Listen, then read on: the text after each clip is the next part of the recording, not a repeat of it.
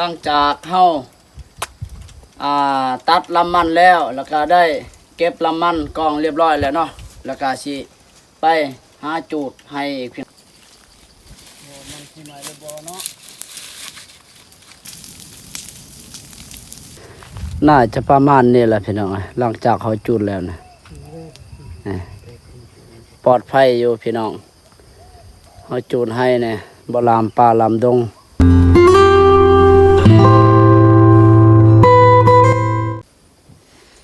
กับสบายดีพี่น้องเบิดสุขุสุคนที่เข้ามารับชมและผู้ติดตามเนาะโดยกาสำหรับคลิปมื้อนี้พี่น้องบาซี่กาอยู่ให้อยู่ส่วนคือเก่ามื้อนี้เป็นมื้อครั้งแรกเนาะก็ได้มาอัปเดตตอนแรงนี่แหละพี่น้องเนาะเพราะว่าตอนเช้าบาซี่ก็ค่าอยู่บ้านก็เลยได้เมื่อส่วนตอนแรงกาซีมาอันนี้ตัดลำมันพี่น้องแล้วก็สิได้อันนี้จูดโตเฮาได้เสียหญ้าเนาะเฮาเสียนี่หลายมื้อเลยเสียปะเนี่ยสิเขา2 อาทิตย์กว่าๆแล้วหลังจากบ่ทันฮอดสงกรานต์ปีใหม่แหละตอนวันที่1ตอนวันที่4 เดือน4พี่น้องเนาะก็บาซี่ก็ได้พักกันหลายมื้อแล้วเด้ได้มาร่วมงานกินดองน้องชายวันที่4จนมาฮอดมื้อนี้ก็ถึกวันที่19พี่น้องเนาะเดือน4นี่แหละหลังจากอันนี้ผ่านไปบุญสงกรานต์ปีใหม่ลาวหาก็ได้เมื่อส่วนคือเก่านี่พี่น้องเนาะบาซี่ก็ได้อัปเดตตอนแรงนี่แหละสิอันนี้นี่เลยสิตัดลำมันตัดแล้วก็สิได้เก็บเมียนเนาะหรือว่าสิได้กองไว้แล้วก็แล้วนั่นแล้วก็เฮาสิจูดนะเพื่อเฮาสิปลูกมันพี่น้องเนาะเพราะว่าเบื้องนี้อีกก็ยังบ่ทันได้เสียพี่น้องเนาะค่อยกับไปพ่อกับเมื่อเสียหันประมาณ2 มื้อน่ะ2 มื้อ3 มื้อครึ่งเนาะเสียเนี่ยได้บ่หลายนี่มื้อนี้ก็เป็นมื้อที่เฮาสิเริ่มต้นใหม่อีกนับแต่มื้อนี้มื้ออื่นมื้อฮื้อเนาะก็สิเริ่มต้นใหม่แล้วก็สิได้เสียอีกเด้ยังหลายนี่เสียหญ้าเสียนี่แล้วก็สิได้ปลูกพี่น้องเนาะติดตามเบิ่งนำกันพี่น้องนี่เฮาสิเริ่มแต่ตัดตะนี่ก่อนบ่หลายดอกลำมันนี่ประมาณชั่วโมงนึงก็สิแล้วดอกตัดนี่พี่น้องตัดแล้วก็สิได้กองไว้เนาะกองเมียนไว้แล้วก็สิได้จูดอันนี้ตรงหาทางแล้วนี่พี่น้องนี่เด้แล้วก็ปุ๊กนี่เฮาสิเริ่มตัดตะนี่ก่อนพี่น้องลำมันเฮานี่โตอันนี้ตัวใดมันลำใหญ่จักสิใหญ่ๆซ้ำนี่ก็สิเก็บเมียนเนาะ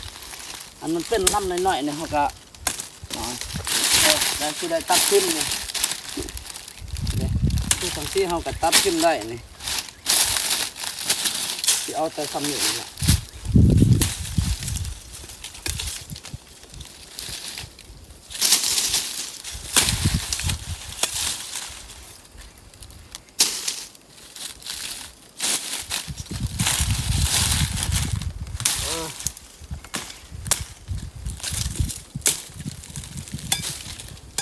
จนสิเขาอาทิตย์ใต้2 อาทิตย์เลยบ่ได้เมื่อชวนเนี่ยค่าเวียกค่างานอยู่บ้านพอดีจนหอดปีใหม่ก็เลยบ่ได้เมื่อชวนเลยครับ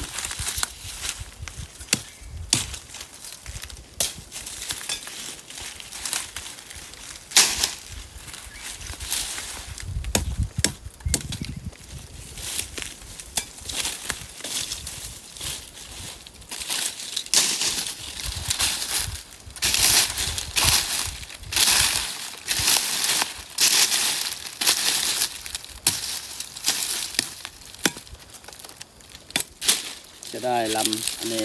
ลำมันลำใหญ่ยาวเขาก็ได้อันนี้ตอนเขาลกเขาคุดมือนั่นแหละเดือนก่อน ก็ได้ตัดทิ่มบั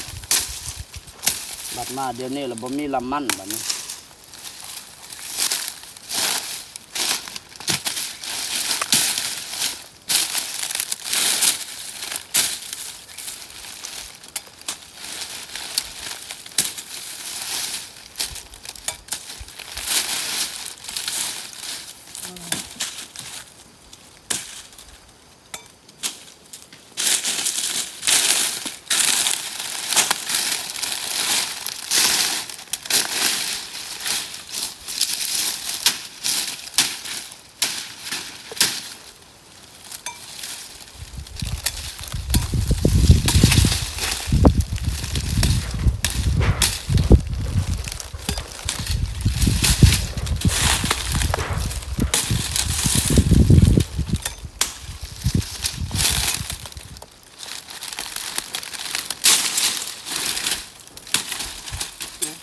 บางยาว่าสิลงแต่1 โมงบ่กะแดดหลายนะ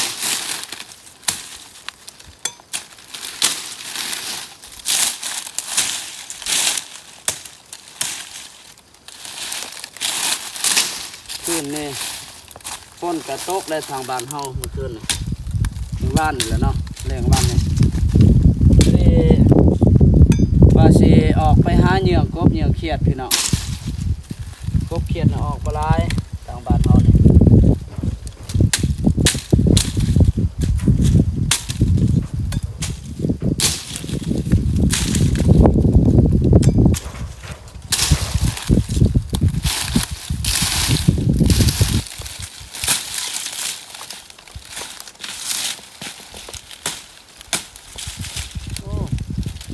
มันคันเฮาสินี่นะ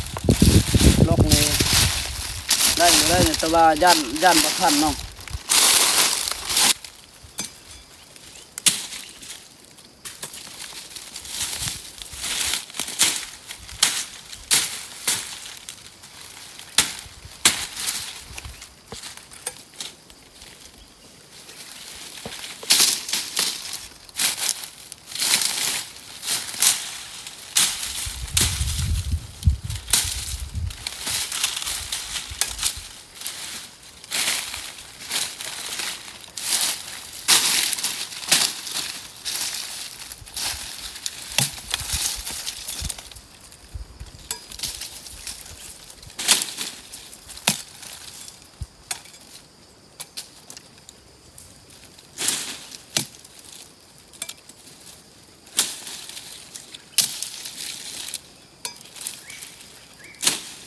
กันสิได้พูดลำมันแล้วบ่พอ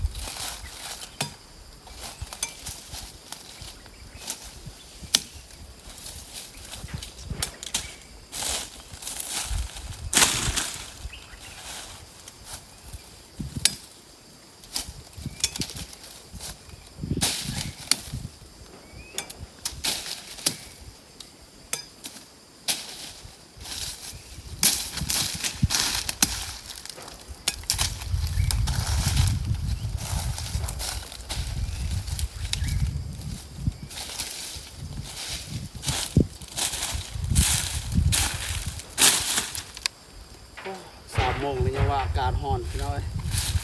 ร้อนลึกโล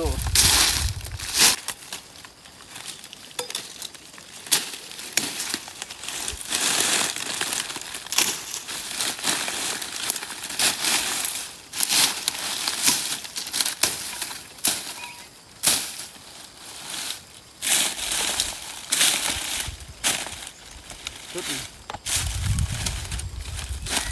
โอ้ยโจรลาวเห็นบ่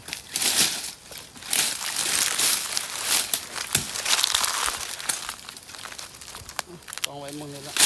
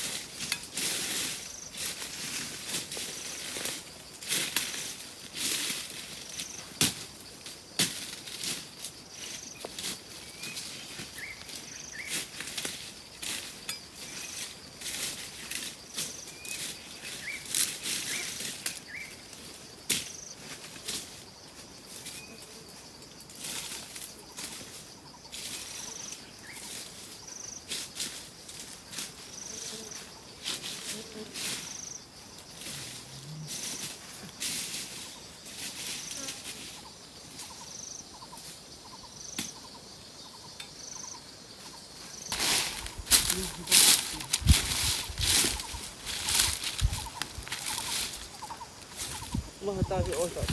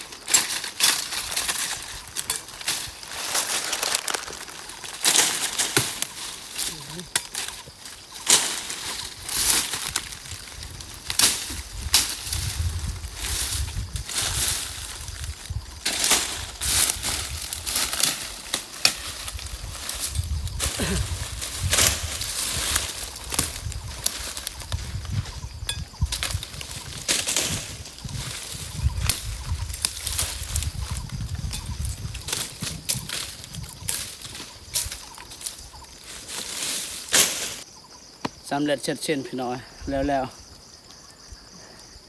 พอดีได้ชั่วโมงหนึ่งเลยกว่าเฮาสิตัดแล้วเนาะ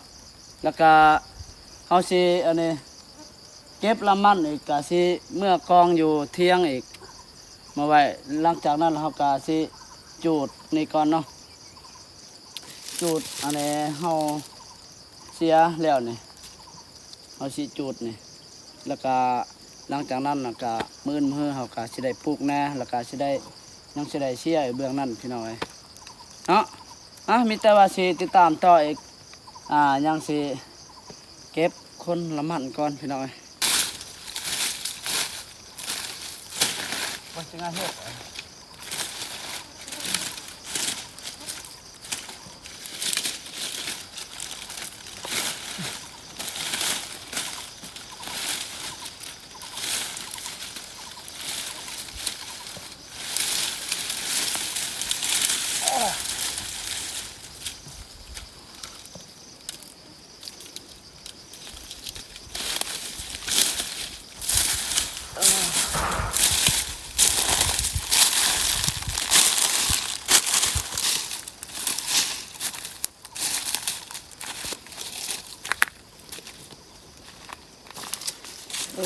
หนักพี่น้อง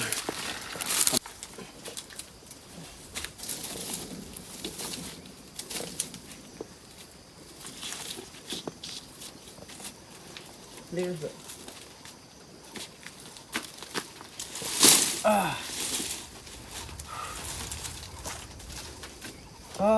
ตอนแรกนะคือว่าพาหอกเนาะฝนตกไอ้บ่ตอนแรกนะ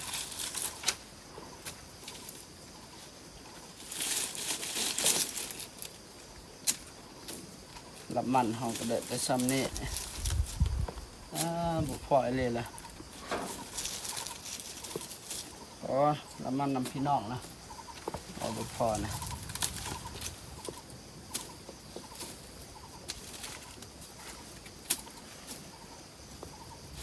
นตกพอดีแหละปลูกหมันพอดีงาม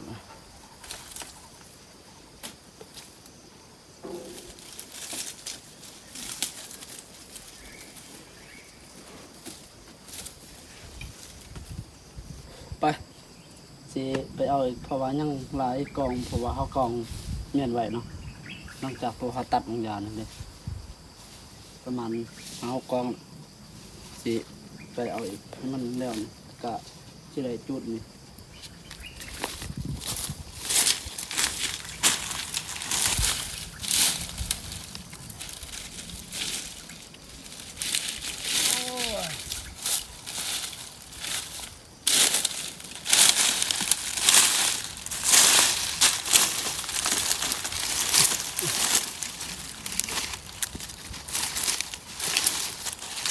ลำมันจะลำมาลองจ่องจ้อยหน่อยเนาะ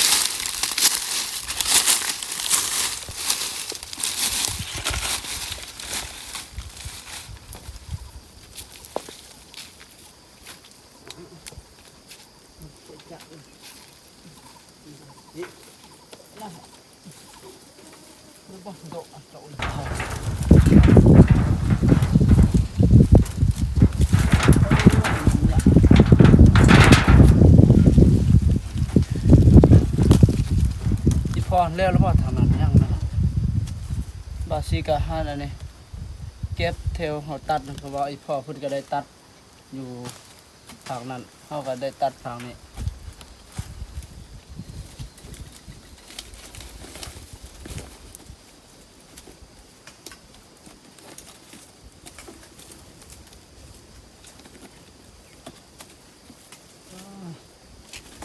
ได้มันลงเบิด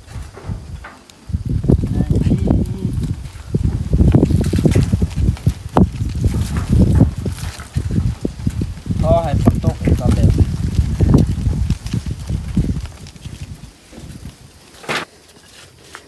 เรียบร้อยงานนี่บ่ยากแล้วอ๋อละมันนี่บ่หลายบ่พอละเบิ่งนะตาเบิ่งนะบ่พออีหลีเลยนี่โธ่เด้อีพ่อเพิ่นเรียบเอาเถอะนะเพราะว่าบ่เป็นเพิ่นว่าเอาเลยเสียดายแล้วแต่เพิ่นว่าก็ยังเที่ยวสุดท้ายน้องชายเพิ่นน่ะเด้บ่พออีหลีแหละพี่น้องเอ้ยตัดละมันเรียบร้อยแล้วพี่น้องเนาะตัดแล้วแล้วก็สิได้จุดอีกนี่สิมาเบิ่งตอนอันนี้หลังจากเขาจุดแล้วเนาะสิเบิ่งอีกพี่น้องเอ้ยติดตามเบิ่งนำกันเนาะมันสิเป็นแนวใดเด้อเดี๋ยวสุดท้ายบ่เนี่ย แม่น กองดีกองดีเด้อ หลังจากเฮาตัดลำมันแล้วก็ได้เก็บลำมันกองเรียบร้อยแล้วเนาะแล้วก็สิไปหาจูดให้อีกพี่น้องเนาะนี่สิจูดหลังเฮาสิจูดแล้วก็มาเบิ่งนำกันว่าสิเป็นจังไดเนาะไปติดตามเบิ่งนำกันพี่น้องเอาสิจูดมาแต่พูนขึ้นมาพี่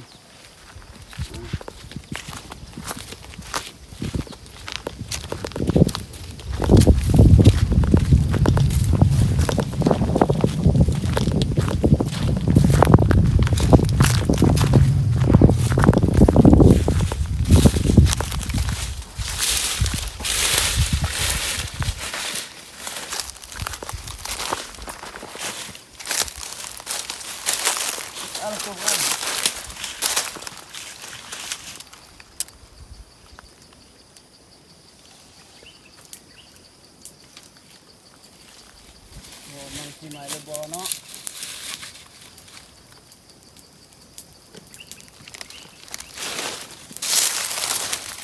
ไม่ได้เอาสิ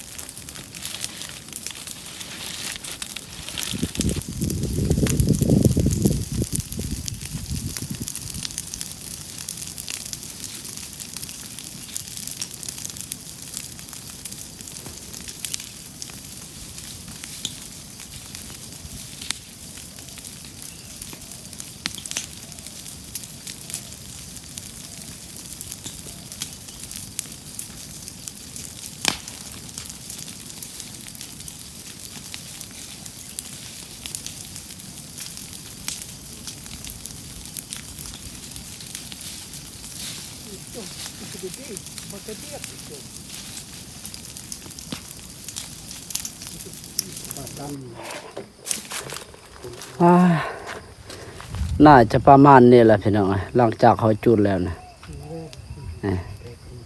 ปลอดภัยอยู่พี่น้องเขาจูดให้เนี่ยบ่ลามป่าลามดงใหม่แต่เบื้องนี้เพราะว่าเขาอนามัยเค็มตามเฮาอันนี้ตามส่วนเฮาล่ะก็อนามัยเนาะมันจังบ่ลามป่าใหม่พี่น้องปลอดภัยอยู่โอ้ยังสิเก็บลำมันได้เนี่ยยังสิฮื้อให้อีกบัดนี้ลายอยู่ลำมันเนี่ยสิได้เก็บกล้องแล้วก็สิได้จูดอีกเด้อเนี่ยยังลายเวียกสิเฮ็ดเนี่ยแล้วก็ยังสิได้ทางเบื้องนั้นอีกขึ้นไปหอดพี่เลยเอาบาซีก็ได้มาอัปเดตให้พี่ให้น้องนะครับได้ชมว่าวิถีชีวิตทางบ้านนอกบ้านนาชนบทบ้านเฮาเนาะก็คือจังซี่แหละพี่น้องเนาะเฮ็ดไร่เฮ็ดนาเฮ็ดหัวเฮ็ดสวนอยู่บ้านนอกบ้านนานี่แหละพี่น้องทางบ้านเฮาหาเฮ็ดอาชีพหาเงินหาคำก็ยากมีแต่เฮาเฮ็ดพอได้อยู่พอได้กินพอได้อยู่นี่แหละเนาะใส่ชีวิตไปวันๆพี่น้องเอ้ยเลี้ยงอาชีพเฮาก็คือเฮาเฮ็ดไร่เฮ็ดนาเฮ็ดหัวเฮ็ดสวนจังซี่แหละอยู่บ้านนอกบ้านนาพี่น้องบ่มีหยังหลาย เนาะว่าสิกาได้อัปเดตวิถีชีวิตสำนี้ไปก่อนพี่น้องแล้วก็ขอบอกขอบใจเนาะพี่น้องที่อยู่ไกลหรือใกล้ภายในและต่างประเทศเนาะที่เข้ามารับชมทุกท่านขอให้พี่น้องอยู่ดีมีแรงเบิดสุขคนเด้อวิทย์สงกรานต์ปีใหม่ปีนี้เนาะขอให้ร่ำรวยๆหังมีเนาะก้าวหน้าไปนำกันพี่น้องเอ้ยบ๊ายบายเจอกันคลิปต่อไป